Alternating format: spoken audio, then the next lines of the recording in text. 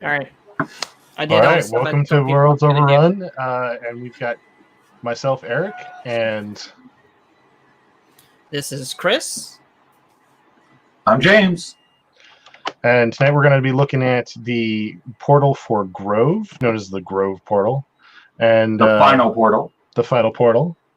And we're going to be looking at we're going to be talking to Chris about his paint job and the finished mods that are going to be going into that. We'll also take a look at the files.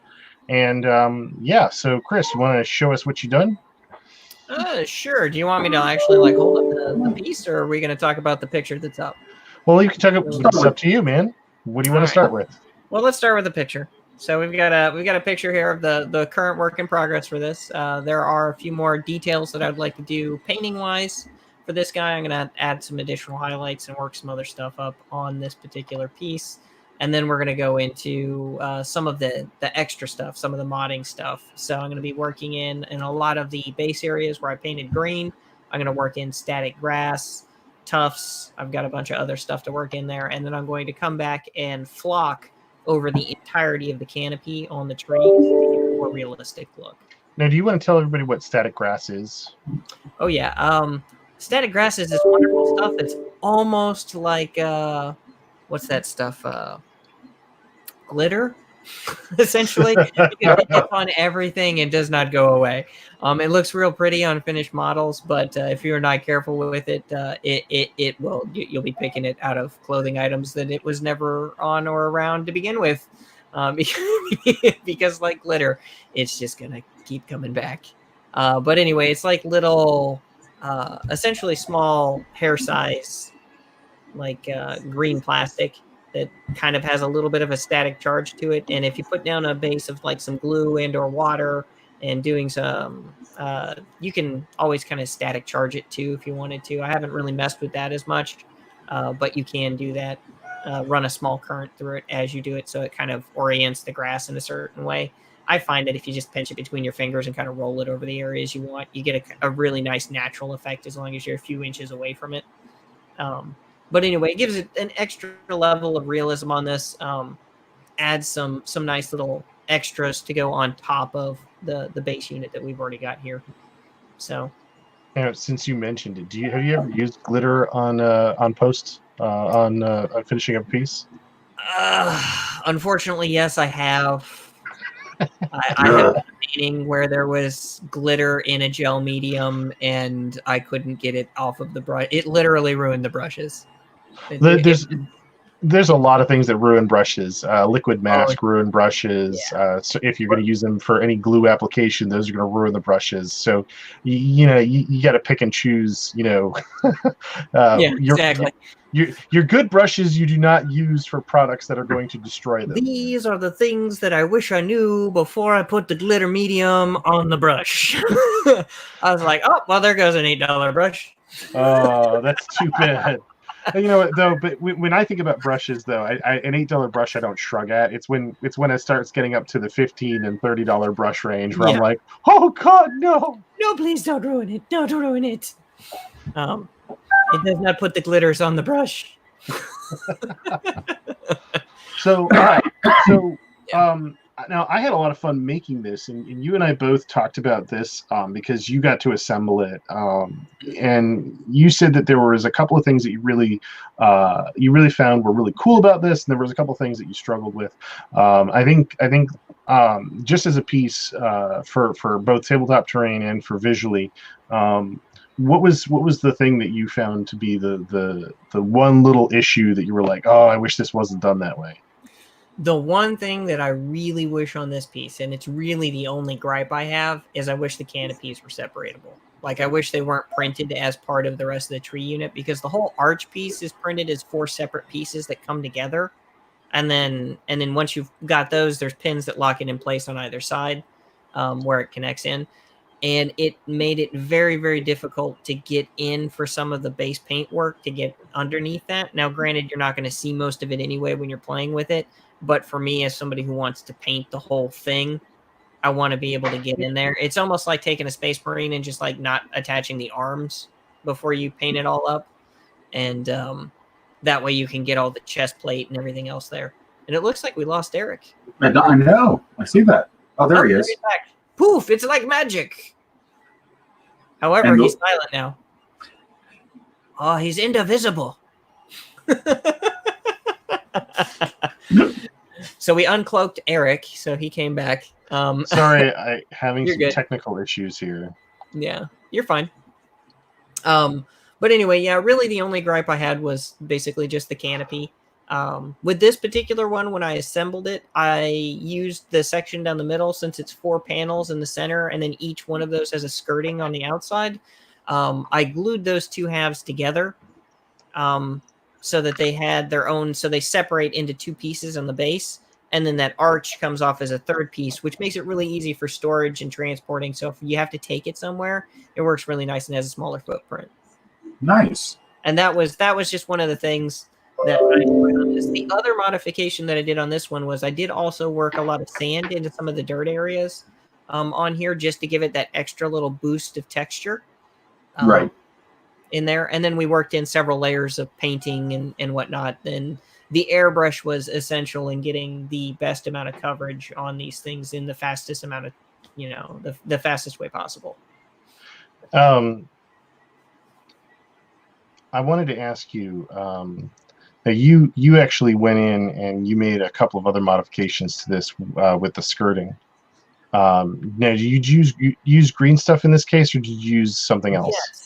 I built in, there are some pieces of cork that I shaped into rocks, and I used a lot of green stuff to kind of fill the gaps in the pieces in order to, just to make sure that when I painted it, the seams were less evident. And then as I come back in, I'll be covering up a lot more of that with some more static grass and stuff. So it'll look more like a cohesive one piece, but actually still separates into 2. Nice. Or actually, well, it'll come into 3 pieces at that point, just because the top pops off. But the base is... Right. Yeah. Now, did you put any characters on this thing yet? I haven't done any shots with a character, but I can take the little Space Marine and stick him underneath the arch. The giant Carnifex that we've been using for everything too also fits really nicely in that arch underneath it. Like he could pass all the way through it if you were moving through on the terrain, which is kind of cool. So he just fits all up underneath that. Nice. Yep. How about you? What was your favorite part of this? Dude, I made this thing, and it's been a while. And he hates it. No, I don't make this thing.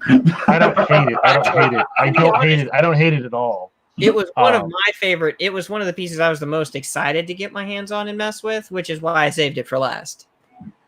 Because it's kind of like my present to myself at the end of doing all the other work. Because some of the pieces were less interesting to me, as cool as they may have ended up looking in the end. Especially like the sci-fi high-tech stuff is just not something that's in my normal wheelhouse of things that I enjoy doing.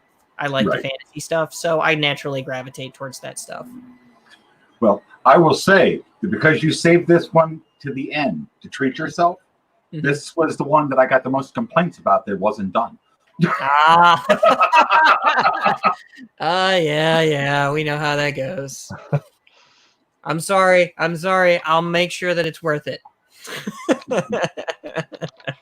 It's already, like I said, it's most of the way there. It's just there's a little bit more flocking and some other stuff, and we'll have some nice beauty shots of this one. Well, I closed the photo down so you can show the actual piece. Oh, okay. I'm going to go ahead and show that. So I've got this, and what I'll do is I'll actually kind of disassemble this guy too at one point and show you. So this is what we've got so far, and what I'll do is you can kind of see where the peg is, I think on this side over here, where it's kind of gapping through, just because I don't have it pushed all the way down. But you can take your nice little Mr. Space Marine, and he sits right underneath there and looks like he belongs. And then there's like a giant eye monster back here. But yeah, so this comes around. We've got our runes all up in here. Got all sorts of nice stuff going on. You gotta go back to the rune and hold it steady for a moment. It has to. The camera has to resolve. Oh, there they are. There they are. Yeah, I can see them now. Yeah. Yeah, that came out nice. Yeah. Came out pretty good. I'm happy with it. You can see a lot of that nice detail in some of those. If I can hide behind this, it'll maybe focus on that more. I'm gonna It try wants to to hide. focus. It wants to focus on your eyes. Yeah, it keeps trying to focus on me. Hi. But anyway, so we've got those guys, and you can see where the gap is here. So this base piece on this piece and this piece over here are two separate pieces that will come all the way apart. And I'll pull this apart here in a second and show you what I'm talking about. So I bent this guy in a way so that you can pop off the tree, and it's got the pegs that I glued into it, so there's no problems with that ever being, you're just like, oh no, I forgot the pegs. Nope, didn't happen here. We got those glued in.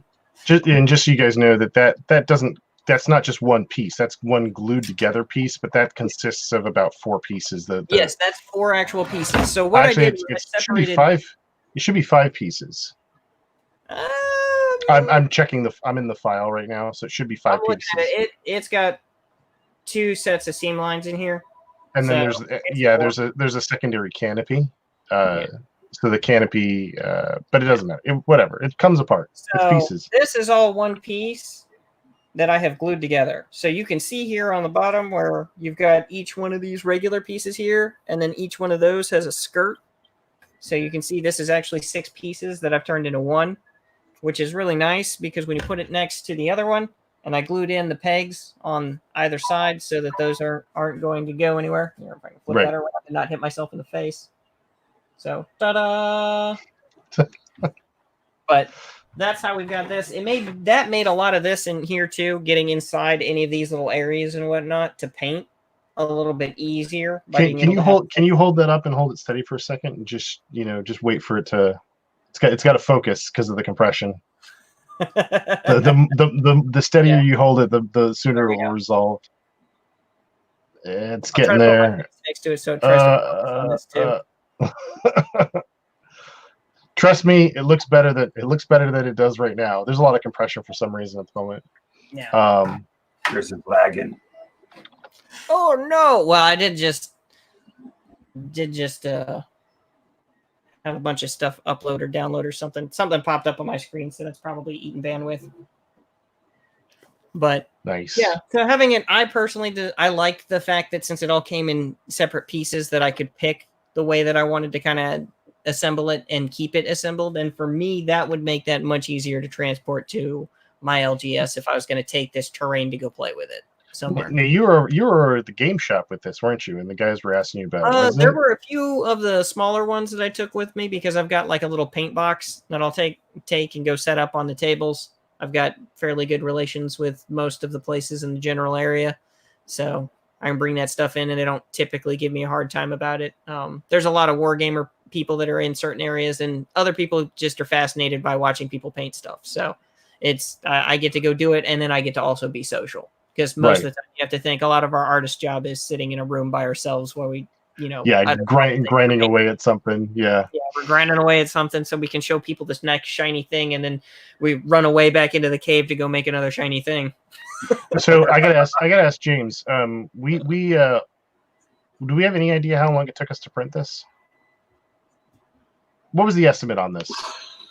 I believe the estimate on that one was 1 day and 4 hours for the whole thing. Right. But I print at a slower speed than most people. I do 45 millimeters a second, so my prints take a little longer than everyone else's. Which is good, because then that gives everybody a nice long estimate. So just a little bit of backstory.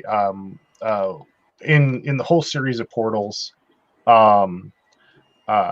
this was actually the first one we did, and this was the first one I designed.